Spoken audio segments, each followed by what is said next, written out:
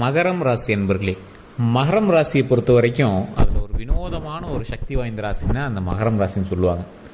கடவுளினுடைய அனுகிரகம் பெற்ற ராசிகளில் சில குறிப்பிட்டத்தக்க ராசிகள் மட்டும்தான் இருக்குங்க. அதில் அந்த மகர ராசிக்காரர்கள் எதை நினைத்தாலும் அதுக்கு ப்ரீ பிளான் பண்ணி பண்ணுவாங்க. சின்னதாக 1-2 மிஸ் ஆகுமே தவிர மற்ற எல்லாத்தையுமே இங்கே வந்து ஈஸியாக அச்சீவ் பண்ணிடுவாங்க.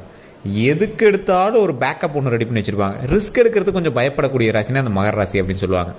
தற்போதைய நிலைமையில் கடனில் கொஞ்சம் மாட்டியிருக்கக்கூடிய ஒரு நேரம், உங்களுடைய தொழில் கொஞ்சம் டல்லாக இருக்கக்கூடிய ஒரு நேரம் அப்படின்னு சொல்லலாம். கவலைப்பட தேவையில்லை, தொழிலுமே இதுக்கு மேலே வந்து சூப்பராக ஓட போகுது. அந்தளவுக்கு நிறைய வருமானமும் வரப்போகுது. நீங்கள் எதை செய்தாலும் சற்று யோசித்து செயல்படக்கூடிய ஒரு நபர். இப்போ வந்து அதை 10 டைம் நீங்கள் வந்து இன்க்ரீஸ் பண்ணணும். தொழில் ரீதியாக சில இடங்களுக்கு மாறுபாடுகள் உங்களுக்கு ஏற்படுறதுக்கான வாய்ப்புகள் அதிகமாக இருக்குது. அதே மாதிரி நீங்கள் தொழில் செய்து கொண்டிருந்த இடத்தில் இட வேறுபாடுகள் அல்லது அதில் ஏதாவது ஆல்ட்ரேஷன் பண்ணுறது அந்த மாதிரி விஷயங்கள் நிறையா இருக்குது. அதே மாதிரி இந்த மகர ராசிக்காரர்களுடைய மாமன் உறவுகள் அந்த மாதிரி இடத்துல கொஞ்சம் எச்சரிக்கையாக இருக்க வேண்டிய வாய்ப்புகள் கொஞ்சம் இருக்குதுங்க. உங்களுடைய தாய் மாமனோ உங்களுடைய மாமன்களோ மகர லக்கினமோ இல்லை மகர ராசியோ அவருடைய தாய் மாமன் அல்லது மாமன் வகையறாவில் கொஞ்சம் ஜாக்கிரதையாக இருக்க வேண்டிய ஒரு காலகட்டம். மற்றபடி ஒன்றும் ப்ராப்ளம் கிடையாதுங்க. ஃபேமிலியில் கொஞ்சம் நல்ல மகிழ்ச்சிகரமான நிகழ்வுகள் நடக்கிறதுக்கான வாய்ப்புகள் அதிகம். வீட்டு வேலைகள் செய்வதற்கான வாய்ப்புகள் அதிகம். வீட்டு பக்கத்தில் இருக்கிற தோட்டம் வேலைகள் இந்த மாதிரி வேலைகள்லாம் கொஞ்சம் புதுப்பிக்கிறதுக்கான நேரம் அதிகம் அப்படின்னு சொல்லலாம். பெயிண்டாவது அடிப்பீங்க. வண்டி வாகனங்கள் கொஞ்சம் பழுது பார்க்க வேண்டிய ஒரு காலகட்டம். மருத்துவ ரீதியான செலவுகள் கொஞ்சம் இருக்கிறதுக்கான காலகட்டம். டைஃபாய்டு, இந்த காய்ச்சல், ஏதாவது சின்ன சின்ன காய்ச்சல்களாவது இருக்கும், அதுக்காக நம்ம செலவு பண்ணியிருப்பீங்க.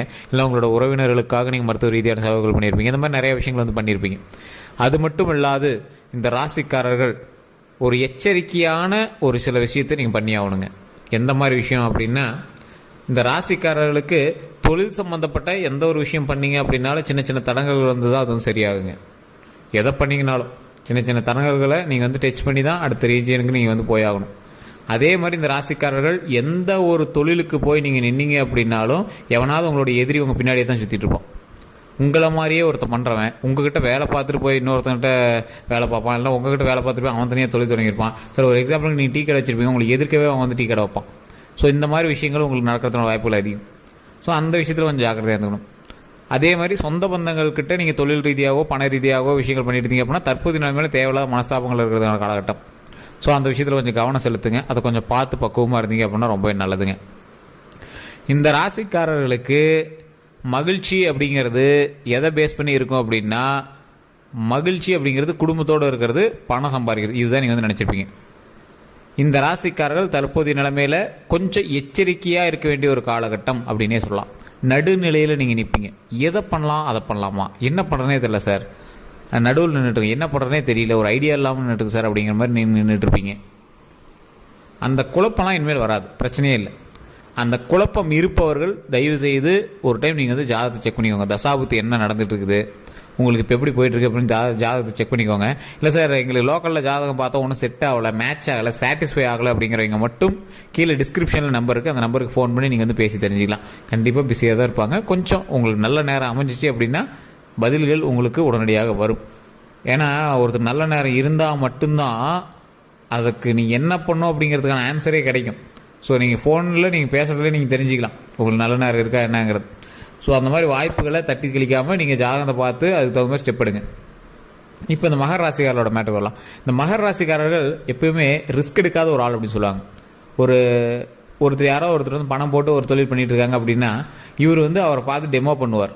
இவர் கை காசுலாம் போட மாட்டார். ஃபஸ்ட்டு அவர் என்ன பண்ணியிருக்காரு, ஒரு வருஷம் வெயிட் பண்ணுவோம், அவனுக்கு இது மாதிரி நடந்துச்சுன்னா அது மாதிரி ட்ரை பண்ணி பார்க்கலாம் அப்படின்னு ஒருத்தர் எக்ஸாம்பிளாக எடுத்து பண்ணக்கூடிய ராசிகள் இந்த மகர ராசி ஒன்று. அதே மாதிரி அதீத முதலீடுகள் வந்து போட மாட்டாங்க எந்த இடத்துலையுமே.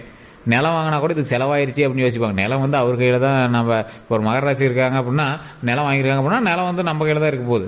ஆனால் அதுக்கு செலவாயிருச்சு அப்படின்னு யோசிக்கிறது. திருமண செலவுகள் பண்ணியிருந்தா திருமணத்துக்கு இவ்வளோ செலவாயிருச்சு, திருமணத்துக்கு செலவு பண்ணி தான் ஆகணும் அப்படிங்கிறது அவருக்கு தெரியல. ஆனால் திருமணத்துக்கு இவ்வளோ செலவாயிருச்சு, எதெல்லாம் நல்ல விஷயங்களோ அதெல்லாம் செலவானதை அவர் வந்து மைண்டில் வந்து குழப்பிட்டே இருப்பார். அதெல்லாம் தேவைக்காக தான் பண்ணியிருக்கு, அதுவும் அவரோட தேவைக்காக தான் பண்ணியிருக்கு அப்படிங்கிறதே மறந்து பேசக்கூடிய ராசி இந்த மகர ராசி. குடும்பத்தில் நல்ல ஒரு இம்ப்ரூவ்மெண்ட் இருக்கக்கூடிய ஒரு நேரம், குடும்பம் வளர்ச்சி அடையக்கூடிய நேரம், நிலபலங்கள் வாங்கக்கூடிய ஒரு நேரம், கிரயங்கள் நிறைய நடக்கக்கூடிய ஒரு நேரம், வண்டி வாகனங்கள் பழுது பார்த்து சரி பண்ணக்கூடிய ஒரு நேரம் அல்லது புது வாகனங்கள் வாங்கக்கூடிய நேரம், நிலம் வீடு இதெல்லாம் கொஞ்சம் சுத்திகரித்து அதெல்லாம் கொஞ்சம் சரி பண்ணுறதுக்கான ஒரு காலகட்டம். நல்ல ஒரு மகிழ்ச்சியான காலகட்டம் தான், ஒன்றும் லாஸ்லாம் கிடையாது, நல்ல காலகட்டம் தான். உடல் ரீதியான விஷயத்தில் மட்டும் கவனம் தேவை. உடல் நுரையீரல் சம்மந்தப்பட்டது, ரத்த ஓட்டம் சம்மந்தப்பட்டது, ஹார்ட்டு, வயிறு, இந்த மாதிரி விஷயங்கள்லாம் கொஞ்சம் பார்த்து கவனமாக இருந்தீங்க அப்படின்னா போதுமானது. மற்றபடி பெரிய ரிஸ்க்லாம் கிடையாது, அதுவும் நல்லா தான் இருக்கும், ஒன்றும் பிரச்சனை கிடையாது. குழந்தைகளுக்கு கொஞ்சம் கவனத்தை செலுத்துங்க. குழந்தைகள்லாம் அதை விளையாண்டுட்டு இருக்காங்க அப்படின்னா அவங்களாம் கொஞ்சம் பார்த்து பக்குவமாக விளையாடுவீங்க. தண்ணி விஷயத்தில் கவனமாக இருக்க சொல்லுங்கள், தீ விஷயத்தில் கொஞ்சம் கவனமாக இருக்க சொல்லுங்கள். தண்ணி, நெருப்பு, இந்த 2 விஷயத்தில் கொஞ்சம் கவனமாக இருக்க சொல்லுங்கள். அதேமாதிரி வண்டி வாகனங்கள், சைக்கிள் ஓட்டுறது, இந்த மாதிரி விஷயத்தில் கொஞ்சம் கவனமாக இருக்க சொல்லுங்கள். மற்றபடி தொலைதூர ட்ரிப்போ அல்லது இந்த மாதிரி விஷயங்கள்லாம் பண்ணிட்டு இருக்கீங்க அப்படின்னா அதில் கொஞ்சம் கவனம் செலுத்துங்க. அதை கொஞ்சம் பார்த்து பக்குவமாக போயிட்டு வாங்க. லாங் ரேஸு, ரொம்ப லாங் ட்ரைவ் போய்ட்டுறாங்க, ரேஸ் மாதிரி ஓட்டுறோம், அதெல்லாம் இப்போலாம் கூடவே கூடாது. ஒரு 1.5 மாத காலங்களுக்கு வண்டி வாகனத்தில் ரொம்ப எச்சரிக்கையாக இருக்கணும். அதை நீங்கள் தெளிவாக தெரிஞ்சுக்கணும். அதே மாதிரி இந்த ராசிக்காரர்கள் மருத்துவ ரீதியான செலவுகள் ஏற்கனவே பண்ணியிருந்தீங்க அப்படின்னா பிரச்சனை இல்லை, இதுக்கு மேலே கவலைப்பட வேண்டாம். அதே மாதிரி தொழில் ரீதியான விஷயங்களில் இடமாற்றம் பண்ணலாம் அப்படின்னு யோசிச்சுட்டு இருப்பீங்க. இடமாற்றம் பண்ணிங்க அப்படின்னா லேபருக்கோ அல்லது தொழில் ரீதியான விஷயங்களுக்கோ கொஞ்சம் உங்களுக்கு கொஞ்சம் ஒரு ஷேக்னஸ் கொடுக்க தான் செய்யும். அதனால் கொஞ்சம் பார்த்து பக்குவமாக இருங்க. இந்த ராசிக்காரர்கள், மகர ராசிக்காரர்கள், திருமணத்திற்காக காத்து கொண்டு இருக்கக்கூடிய மகர ராசிக்காரர்களுக்கு திருமணம் அமையக்கூடிய ஒரு காலகட்டம். வெயிட் பண்ணிட்டீங்க, திருமணத்துக்காக நீங்கள் வெயிட் பண்ணிட்டீங்க அப்படின்னா இனி ஸ்டெப் எடுத்தீங்க அப்படின்னா ஆட்டோமேட்டிக்காக உங்களுக்கு நல்லது நடக்குதுங்க. நல்லது நடக்குது அப்படின்னா நீங்கள் இப்போ ஸ்டெப்பு எடுக்கணும். ஸ்டெப் எடுக்காமல் ஆட்டோமேட்டிக்காக அமையுமா அப்படின்னு கேட்டால் அதெல்லாம் ஒன்றும் கிடைக்காது. ஸோ நீங்கள் ஸ்டெப் எடுக்கணும். ஸ்டெப் எடுத்தால் ஒரு ப்ளஸ் பாயிண்ட் உங்களுக்கு கிடைக்க ஆரம்பிக்கும். ஒரு பாயிண்ட் இன்க்ரீஸ் ஆகுதுங்க. 100 பொண்ணு பார்த்து ஒரு பொண்ணு பார்த்து ஒரு ஃபைனல் பொண்ணு அமையக்கூடிய இடத்துல 10 பொண்ணு பார்த்து 10வது பொண்ணு உங்களுக்கு அமையறதுக்கான ஒரு காலகட்டம் பண்ணி வச்சுக்கோங்களேன். அதே மாதிரி இந்த ராசிக்காரர்கள் குழந்தைகளுக்காக போராடிட்டு இருக்கீங்க அப்படின்னா கண்டிப்பாக மேல்மலையனூர் கோயிலுக்கும் பழனிக்கு போயிட்டு வாங்க. பழனியில் திரு ஆவினங்குடி எல்லா ராசிக்காரர்களுமே நீங்கள் ட்ரை பண்ணலாம். இது எந்த ராசின்னு மட்டும் கிடையாது. திரு ஆவினங்குடிங்கிற கோயிலில் வழிபட்டு மேலே இருக்கக்கூடிய பழனியில் வழிபட்டு வந்தீங்க அப்படின்னா மிகப்பெரிய நன்மை நடக்கிறதுக்கான காலகட்டங்கள். நிறைய பேருக்கு தெரியறதில்ல, அதை ட்ரை பண்ணி பாருங்கள். மிக மிக ஒரு பவர்ஃபுல்லான ஒரு விஷயம் அது. நீங்கள் ட்ரை பண்ணி விட்டு நீங்களே சொல்லுவீங்க. மகராசிக்காரர்களுக்கு திருப்பதி ஒரு மிகப்பெரிய யோகத்தை தரக்கூடிய ஒரு இடம். அதே மாதிரி திருச்செந்தூர் முருகன் கோயில், பழனிக்கு போயிட்டு இருந்தீங்க அப்படின்னா உங்களுக்கு நல்லா பாசிட்டிவாக இருக்கும், ஒன்றும் பிரச்சனை கிடையாது. பழனியை விட உங்களுக்கு திருப்பதி ஏழுமலையான் உங்களுக்கு நல்ல ஒரு வைப்பு கொடுப்பார். அதே மாதிரி இந்த ராசிக்காரில் அடிக்கடி நீங்கள் திருப்பதிக்கு போயிட்டு வரீங்களா தான் இருப்பீங்க.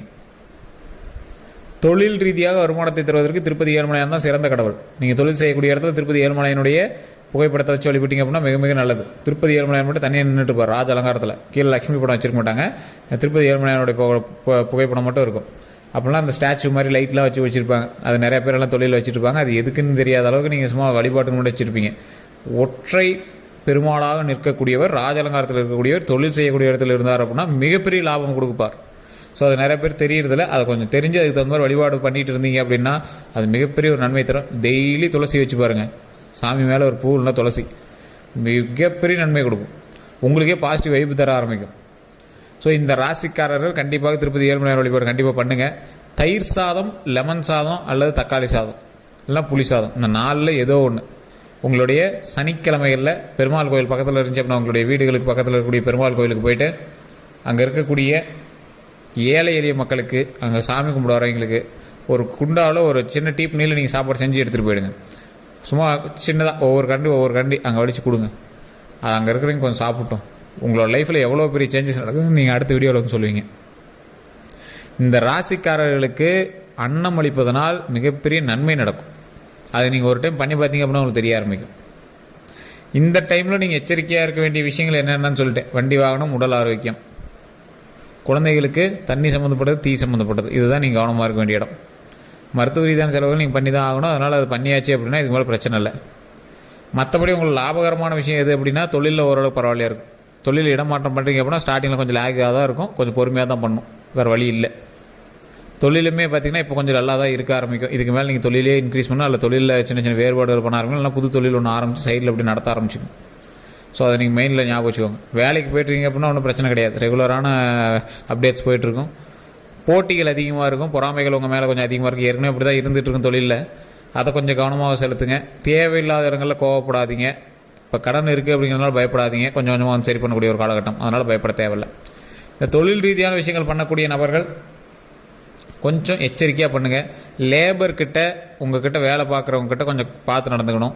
கூட வேலை பார்க்குறவங்க சக வேலையாட்கள்கிட்ட கொஞ்சம் சரிசமமாக நடத்தணும். சரிசமமாக நடத்துறது மட்டும் இல்லை, கொஞ்சம் வார்த்தைகளை கவனம் செலுத்தணும். பெண்கள் விஷயத்தில் கவனம் தேவை. ஆண்களாக இருந்தால் பெண்கள் விஷயத்திலையும், பெண்களாக இருந்தால் ஆண்கள் விஷயத்திலையும் கவனம் தேவை. தேவையில்லாத கெட்ட பெயர்கள் வருவதற்கான வாய்ப்புகள் இருக்குது. அந்த கெட்ட பெயர்களை தவிர்த்துக்கிட்டு கொஞ்சம் நீட்டாக இருந்தீங்க அப்படின்னா ரொம்பவே நல்லதுங்க.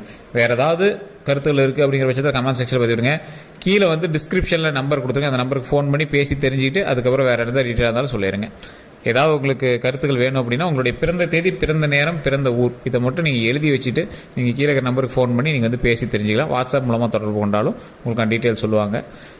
மேலே வந்து லிங்க் கொடுத்துருக்கோம். அதே மாதிரி நம்ம சேனலில் பார்த்துருக்கீங்க அப்படின்னா யூடியூப்பில் பார்த்துருக்கீங்கன்னா சப்ஸ்கிரைப் பண்ணிட்டு பக்கத்தில் இருக்கிற பெல்லை ப்ரெஸ் பண்ணி அதில் ஆல் அப்படின்னு கிளிக் பண்ணிக்கோங்க. அப்போ தான் நோட்டிஃபிகேஷன் வந்து டக்கு டக்குன்னு உங்களுக்கு வருங்க.